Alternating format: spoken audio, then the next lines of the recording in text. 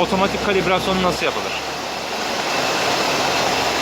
Yukarı, aşağı ve enter tuşuna bir kez basılır ve 3 saniye beklenir. Bekledikten sonra, parmaklar çekildikten sonra menüye girdi.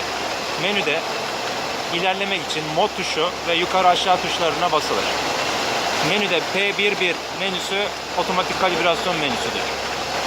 Start'a gelip Enter'a 3 saniye basarsak otomatik kalibrasyonu başlatacaktır. Bu menüden çıkmak için moda 1.4'e gelinerek exit. Buradan da kaydetmek istersek Enter'a 3 saniye. Çıkmak istersek de Cancel'a gelip 3 saniye basıp tutarak çıkılabilir. Bir de ikinci, üçüncü menülere nasıl geçeceğiz onu göstereyim.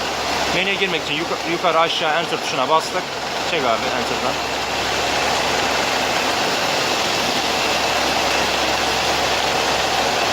Menüye girdik. Bir üst menüye geçmek için Enter, Mod, yukarı. Diğer menülere de bu şekilde geçilebilir. Tamamdır.